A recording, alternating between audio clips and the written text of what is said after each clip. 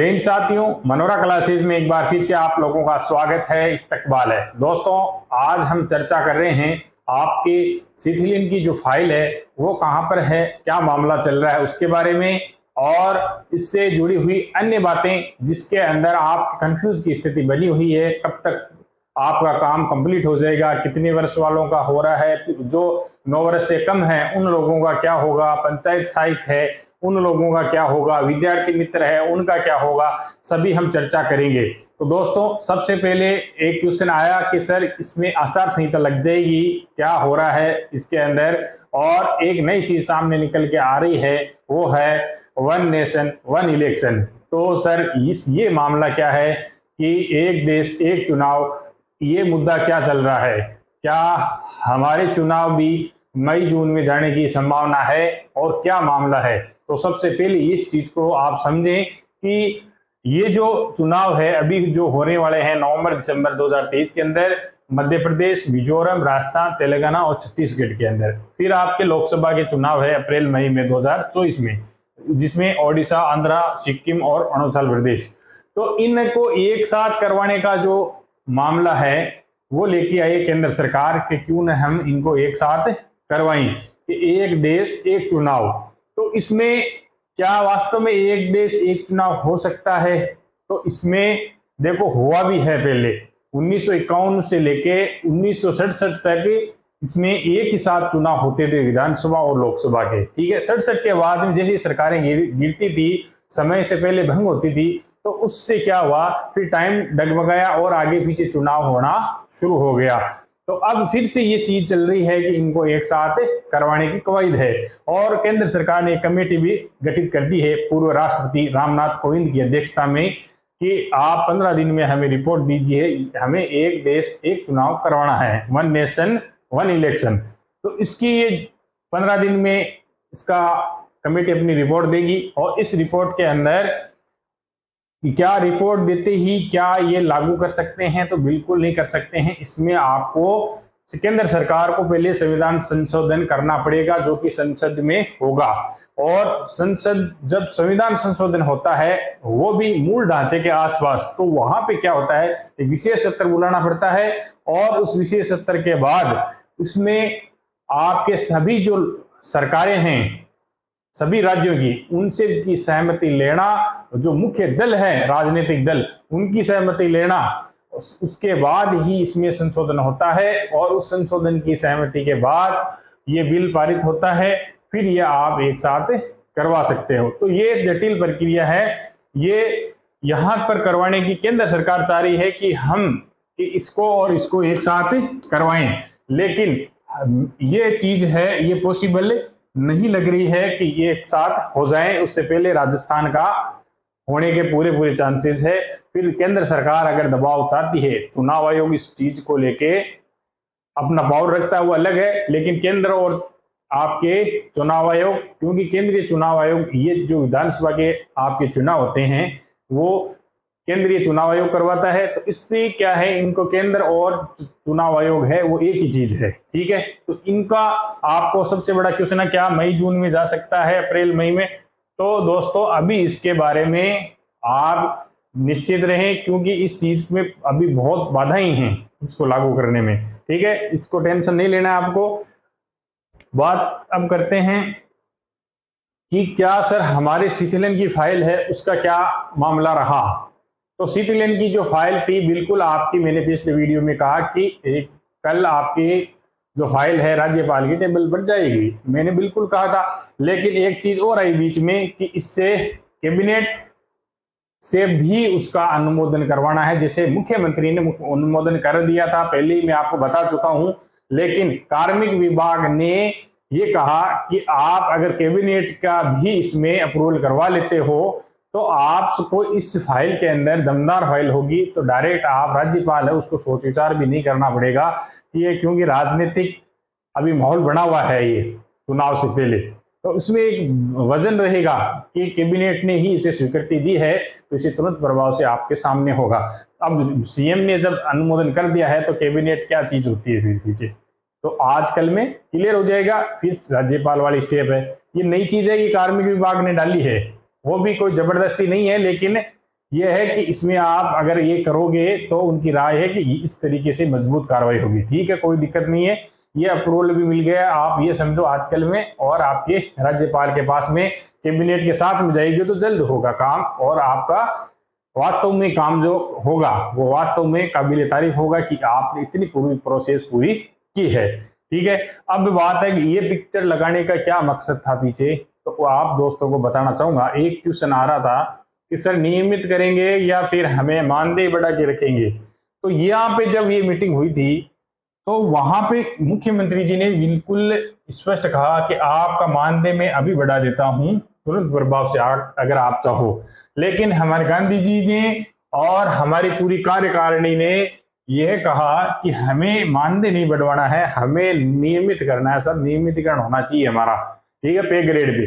अब अगर पे ग्रेड पे करना है तो वक्त लगेगा, वहीं ये चीज क्लियर हो गई थी कि आपका नियमितीकरण करना है तो आपको थोड़ा वेट करना पड़ेगा, मानदेय बढ़ाना है तो उसी दिन बढ़ा देते, न कि इतना घिसने के बाद में मानदेय। तो ये मानदेय वाले आप टेंशन ना लें, होंगे आप नियमित भी। ठीक है, फिर आपका एक क्वेश्चन था कि सर इसमें 15 वर्ष वालों का क्या नोटिफिकेशन पहले निकल सकता है? तो नहीं निकलेगा।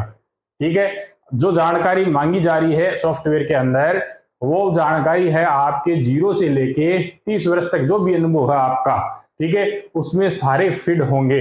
सबसे पहले वरीयता जो दे रहे हैं वो दे रहे हैं 9 से ऊपर वालों को। ठीक है, उनकी जो जानकारी है वो तुरंत प्रभाव से पहले उसके अंदर सॉफ्टवेयर के अंदर उनका काम जो फीडिंग का काम है वो जल्द से जल्द पूरा किया जाए।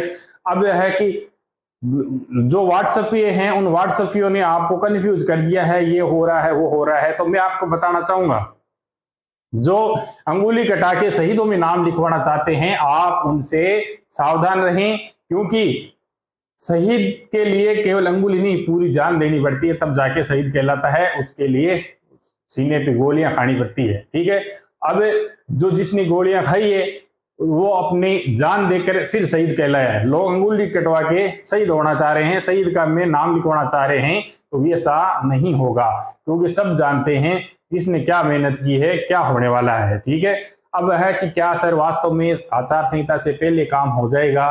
व्हाट्सएप पे अनेक प्रकार के मैसेज आ रहे हैं, तो उन व्हाट्सएप पे मैसेज करने वालों को मैं बताना चाहूंगा कि आपके जो 2 महीने जो मैसेज पहले चल रहे थे, क्या आप भी भ्रमित हो रहे हो?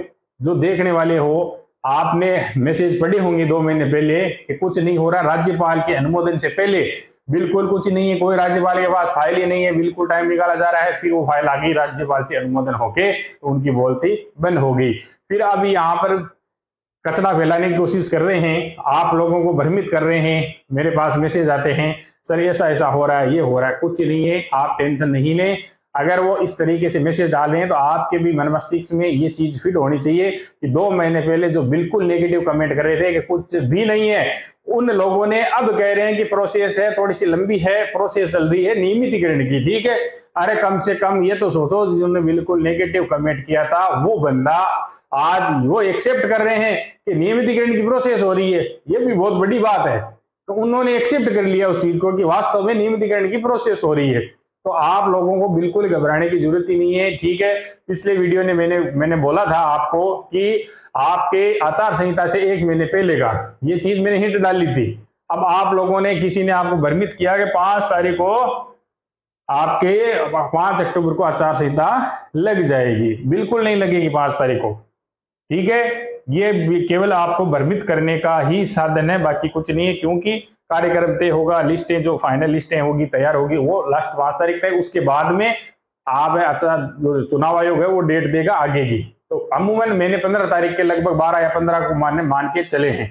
तो आप 15 तारीख तक तो बिल्कुल ये विचार त्याग दें कि आप उससे पहले काम करवाना चाह रहे हैं, तो 1 महीने पहले तक आपका इंतजार करना है, 15 तारीख तक, कि भाई जो प्रोसेस हो रही है। अब क्योंकि इसमें एक फिक्स डेट वाली भी लफड़ा है कि कई कह रहे हैं सर कितना टाइम लगेगा, फिक्स डेट बता दी जाए। बिल्कुल नहीं बता सकते। इसमें कारण यह है कि आपके जैसे डायरेक्ट है वो जानी थी फाइल, वो जानी थी राष्ट्रपति के पास में, सॉरी राज्यपाल के पास में अनुमोदन होने के लिए। ठीक है, उसमें क्या हुआ, उसके अंदर ये समस्या आ गई कि कैबिनेट का जो सर्कुलेशन है उसमें कैबिनेट से अप्रूवल लेना है तो आपको वहां से अनुमोदन जैसे सीएम ने पहले ही कर दिए थे। अब वहां से अगर दमदार बनानी है फाइल को तो एक नया स्टेप जुड़ गया। अब उसकी जुड़ने से 2-3 दिन एक्स्ट्रा लग गए, तो ये चीज है, हो सकता टाइम थोड़ा सा और भी लग जाए, 2-3 दिन एक्स्ट्रा लगे, तो ये फिक्स टाइम वाली बात ही नहीं है। लेकिन आपको विश्वास दिलाना चाह रहा हूं कि आपका काम है वो 1000% नहीं, 1,00,000% आपका नियमितीकरण होगा। अगर ये पृथ्वी उलट फेर हो जाए तो मैं कह नहीं सकता, ठीक है। बाकी आप पे जो प्रोसेस है वास्तव में आप नियमित होने जा रहे हो, आपको टेंशन नहीं लेनी है। सारी प्रोसेस जो अभी चल रही है उसके अनुसार मैं आपको बताऊं, बिल्कुल नियमित की है और आचार संहिता से पहले पहले की सारे निपटारा है आपके नियमितीकरण का, ठीक है। वन क्लिक के साथ में अब देरी कहां हो रही है, वहां से अधिकारियों का कहना है कि आप राज्यपाल तक की आप टेंशन नहीं लेनी है, क्योंकि राज्यपाल वाला हम करवाएंगे, हमारा काम, आप थोड़ी लेके जाओगे फाइल। हम उससे पहले आपका काम, कार्मिक जो आपके विभाग है उन्हें संविदा कर्मियों की जो भी डाटा है वो तुरंत प्रभाव से हमें फीड करवाने का जो काम है सॉफ्टवेयर के अंदर, वो आप पूरा करवा लीजिए। उससे पहले पहले इधर से आपकी फाइल आ जाएगी निकल के, ठीक है। अब यह है कि सर पिछली तरह 25 दिन नहीं लगा दे राज्यपाल, उन्होंने गारंटी ली है कि बिल्कुल नहीं लगाएंगे। आप काम, ये आपका जो डाटा फीडिंग वाला काम है उससे पहले पहले आपसे वहां से फाइल आ जाएगी और इधर से आपका ये काम भी पूरा होगा, तो सारा काम कंप्लीट हो जाएगा और एक क्लिक से आपको नियमित किया जाएगा। अब बाद में हम बात कर रहे हैं जो 9 वर्ष से नीचे हैं उनका क्या होगा सर। जो 9 वर्ष से नीचे का अनुभव रखते हैं उनको भी इससे जो डाटा फीडिंग का काम चल रहा है इसमें सभी की जानकारी ली जा रही है, तो सबको कुछ ना कुछ मिलेगा, 100% है ये, ठीक है। मुख्यमंत्री इस चीज पे फैसला लेंगे। आगामी आप सोच रहे होंगे कि पहले से तय हो चुका है, तो नहीं हुआ है, ठीक है। 9 वर्ष से नीचे वालों के मुख्यमंत्री के ऊपर है, ठीक है। अब वह बात करते हैं पंचायत शिक्षक और पंचायत सहायक हैं और जो विद्यार्थी मित्र हैं। तो आपके विद्यार्थी मित्र का अनुभव जुड़ के आप 9 वर्ष प्लस होते हो, तो विद्यार्थी मित्र का अनुभव है बिल्कुल आपका जायज अनुभव है, बिल्कुल ऑथेंटिक है, उसमें किसी भी प्रकार के आपके कोई समस्या नहीं है। लेकिन उसमें जो ब्रेक है बीच का उसको हटवाने के लिए पिछला अनुभव और ये अनुभव जोड़ के आप भी नियमित होंगे। लेकिन इसमें समस्या क्या है, समस्या ये है कि इसमें आपको सीएम से मिलने के बाद ही इस चीज पे क्लियर होगा। अगर सीएम से मिलने की बात है, विद्यार्थी मित्र है, तो उनकी है कि भाई हम जब मुख्यमंत्री है उन्होंने उम्र के अंदर हमें शीतलता दी है और आपने संतान के अंदर शीतलता दी है, आपने आईएएस पैटर्न में शीतलता दी है, तो क्यों ना आप इसमें भी हमें इस चीज को पूरा कर दिया जाए कि पिछला जो अनुभव है आपका उसको इसमें ऐड करवा दिया जाए, जिससे आप भी नियमित की दौड़ में होंगे।